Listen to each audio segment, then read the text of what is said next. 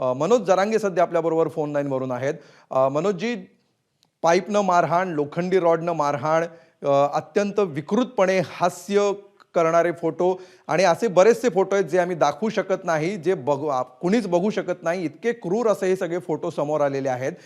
या सगळ्या प्रकारातून किती हाल हाल करून संतोष देशमुख यांची हत्या झाली असेल हे आपण आतापर्यंत ऐकलेलं होतं. आता डोळ्यांनी आपण पाहू शकतो, त्याची कल्पना येऊ शकते असे हे फोटो समोर आलेले आहेत. काय म्हणाल आपण हे सगळ्यावर?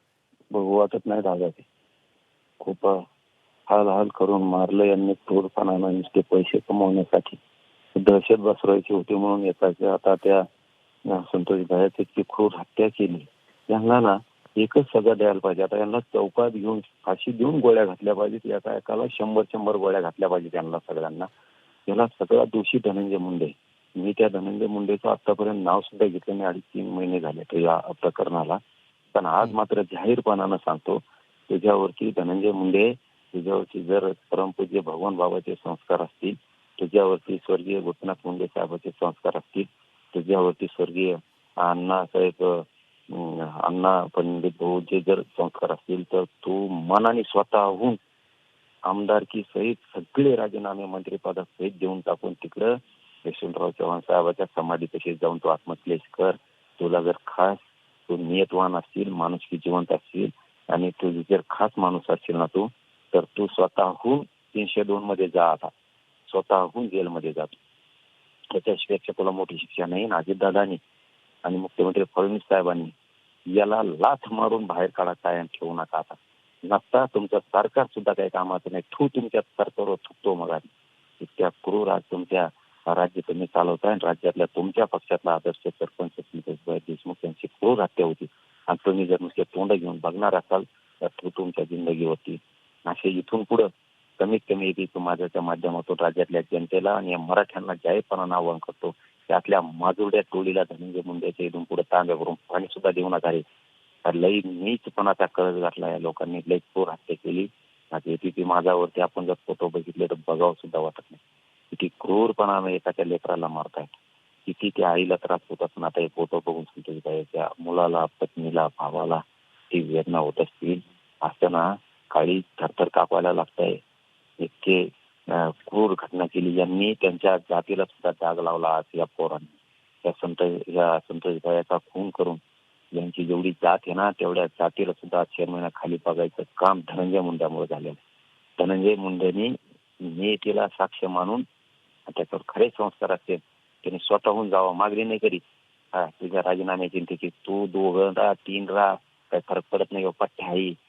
तुम्ही मंत्री राहिला तरी तुम्हाला जेलमध्ये पोचायला आमच्या ताकद आहे. तोही मेहनत करून टाकणार. सगळ्या टोळीचा बघ करतो का नाही धनंजय मुंडे, करतो का नाही बघ तुझ्या टोळीचा नाही. इथून पुढे फक्त तो टोळीला म्हणा गोरगरीब शेतकऱ्याला त्रास दी, गाड्या आडी हाणते दादासाहेब, एकामेकाला कट मारते, दारू पिऊन शिवाय देते, जमिनी हाडते, बळती, कोणाच्या तलावात मोठे टाकले असले तर फेकून देते.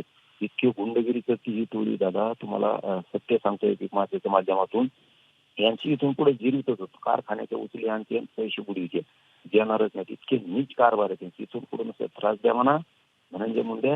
आता आमचा मोर्चा ना ह्या टोळीकडेच वळणार आहे. आता आमची मोहीम इथून पुढे ध्यानात ठेव. लय वाईट केलं राहू. हे लय बेकार फोटो दाखवत. वाईट केलं. महाराष्ट्रातली जनता आणि मराठ्यांनो जागे व्हा. आता जागे राहा. पाणी सुद्धा पाजू नका. टोळी इथून पुढे आडनाव ऐकलं ना यांची दयामय करू नका. कडवटपणा, कट्टरपणा, लय नीचपणाचा कळस या धनंजय मुंडेच्या टोळीनं यांना फाशी द्या चौकात आणि 100 गोळ्या घाला एका एकाला. अरे यांनी उघडं करून मारलं रे. बघा फोटो दिसतेत काठ्या. त्याच्यात ते भयंकर आहे. हो नुसतं अंडरवेलवर बसला रे आमचा भाऊ तिथं. संतोष भैया देशमुख आरडत येत ओरडत येत. त्यांचं तोंड फक्त उघडलेलं दिसतंय आणि हत्या तर पैदात कुठं जन्मली होती. कशा आईबापाने जन्म घातला रे. तुम्हाला असले पायदाशी कशा जन्मू शकतात ह्या की हे छातीवर बसतेत, तोंडात मुक्तेत. इतकी नीच पैदास धनंजय मुंडे तो पाळली कशी रे. तू जर खास संस्कार असतील ना तो राहू नको. आता स्वतःहून जेलमध्ये जा. आणि ते एक माझ्या माध्यमातून जाहीरपणानं सांगतो की तो मीडिया समोर त्यात घालून धन्या मुंड्या म्हणलेला आहे. हाई महाचे तो आई तर हाई म्हणजे नाही का खेड्यापाड्यात भांडणं करतात बघा शेतात बांधावून. बांध पडल्यावर काही केलं म्हणजे मी पडला बांध करा काय करायचं ते हाईट त्यो महाचे. फोडला काय करा, तसं भाषा होती तिची. खायचे करमाड्या करमाड्या माळाचे म्हणे, हाईत हाई काय करायचं. याचा अर्थ तो सुद्धा 302 मध्ये आता फडणवीस साहेबांनी त्याला घालायला पाहिजे. एक कमेंट टाकली तर गोरगरीब लोक वर्ष वर्ष जेल भोगतेत. यांना काय पुरावा पाहिजे, कशाला गुंड समजायचे अजितदादा आणि फडणवीस साहेब. इतका क्रूर हत्या करणारा कशाला समजायचा. तुम्हाला भोगावं लागेल फडणवीस साहेब आणि अजितदादा. तुम्हाला सुद्धा आजपोर तुम्हाला दोघाला बोललो नाही, अजितदादाचं तोंडावर नाव नाही घेतलं. अजितदादा तुम्हाला भोगावं लागेल या धान्यामुळे, ध्यानात राहू द्या. एकदा जर मनोज जरांगे मागा लागला ना, खाली टेकू तर गप बसणार नाही अजितदादा पवार आणि फडणवीस साहेब. तुम्ही सुद्धा त्या क्रूरला असल्या हरामखोरांना तुमच्या सरकारमध्ये समजू नका. यांना पुरवणी जॉबमध्ये 150-200 लोक बसते त्यांचे. त्या आरोपी करा, कोणाला सोडू नका. आणि ते आता कोण सोडणार आहे पुरावा त्यालाही सोडू नका. किंवा आतल्या गोष्टी सगळ्या बाहेर सांगा सोडल्यावर. मुख्यमंत्री साहेब ऐका, मी माझ्या माध्यमातून तो कोण सोडणार आहे त्याला सोडू नका. पुरावे नाहीत म्हणून सोडून देता, आतल्या गोष्टी बाहेर सांगा. त्याला सांभाळू नका. आता बघा वाईट परिणाम भोगावा लागणार.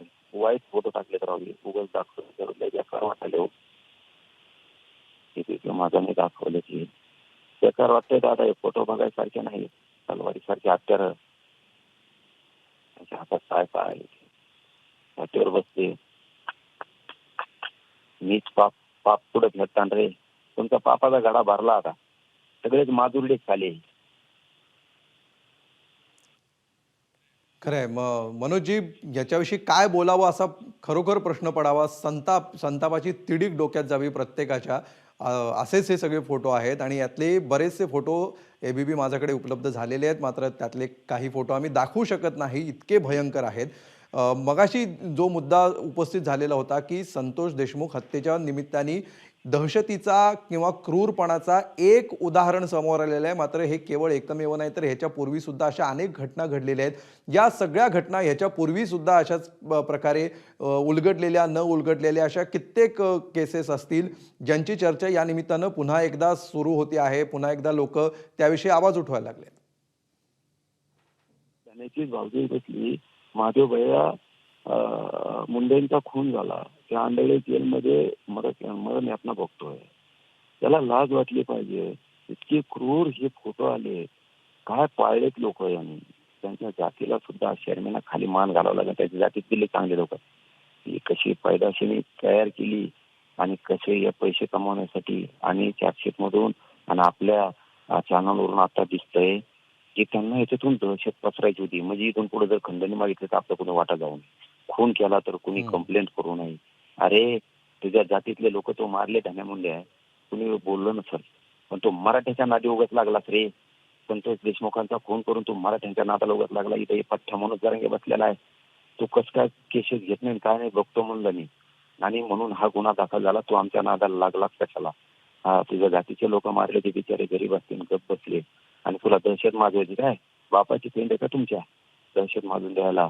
तुम्ही धनगराला मारता, तुम्ही दलितांना मारता, 8 वर्षे घेत नाहीत. तुम्ही वंजारीला मारता.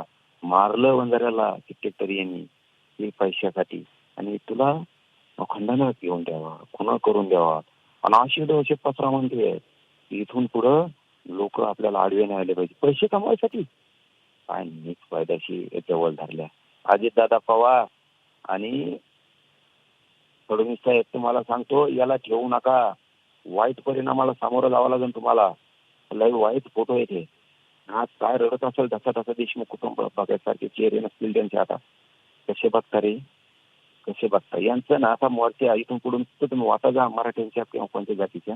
आता आमचा मोर्चा मोहीम तुमच्याकडे तिकडे. तुम्ही नुसते लोकांना धक्के मारा, दारू पिऊन शिया द्या, गाड्याचे कट मारा, गाड्या पुढे गाड्या उभा करा. तुम्ही नुसती इथून पुढे धन्यामुंडेची टोळी, माजुरी टोळी, नुसते कुणाच्या जमिनीवर कब्जा मारा तुम्ही आता. आणि नुसते तुमच्या बातम्यामध्ये कोणता PS आहे ना तुमचा, काही जण ठराविक धन्यामुंडेच्या टोळीतले त्यांना म्हणा त्या केसी घेऊ नका. मग तुमच्याकडेही बघतो आता इथून पुढे.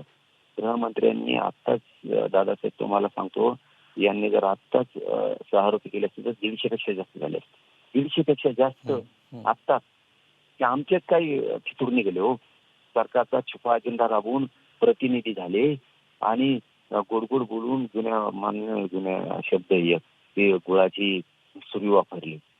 गोड बोलून स्वतःच झाकून घेण्यासाठी राजकीय मित्र, क्रूर मित्र वाचवला राव यांनी. राजकीय मित्र सरकारचा छुपा अजेंडा देशमुख प्रकरणात राबवला आणि देशमुख प्रकरणाचं पद्धतशीरपणे विल्हेवाट लावली यांनी. यांचं पाप झाकायसाठी गावात जाऊन पाठिंबात काय घ्यायला लागले, नाटकच काय करायला लागले. आतापर्यंत नाव घेणारे हेच आणि एकही आरोपी झाला नाही. छुपा अजेंडा चालवला राव या मॅटर मध्ये. लय छुपा, लय वाईट झाला. हा ते गाव मागचा जो हळहळ करत असं, अरे राजकारण नका करू याचं. महाराष्ट्रातल्या मराठ्यांना पुन्हा एबी माझ्याच्या माध्यमातून आवाहन करतो, कट्टर आणि कडवटपणा ह्या अवलादीला माजुड्या पैदाशली तुमच्या तांब्याभर पाणी सुद्धा पाजू नका यांना. जवळ करायच्या लायकीची अवलाद नाही, सगळी सारखीच आहे. हा तोही संपली पाहिजे. तिथं माझ्यावरती महाराष्ट्रात कोणी फोटो बघत असतील तर हे बेकार कोणाला सहन होत नसणार आहे. सगळे लोक रडत असणार. धन्या मुंडे वाईट केलं तू, पाप किडे पडणार तुम्हाला, तो टोळीला तुम्हाला सगळ्याला. हरामखोरांनो, इथून पुढे वाटा जा गोरगरिबांच्या तुम्ही. हा तुमची वाटच लावतो. मराठ्यांच्या नादी लागता काय? खरंय मनोज जरांगेंजी, आपण आपल्या सगळ्या भावना, आपला उद्रेक व्यक्त केलेला आहे आणि जसं खूप खूप धन्यवाद ह्या सगळ्या प्रतिक्रियेसाठी आणि आपण या अत्यंत संवेदनशीलपणे ह्या सगळ्या विषयावर प्रतिक्रिया दिलेली आहे. एबीपी माझा, उघडा डोळे बघा नीट.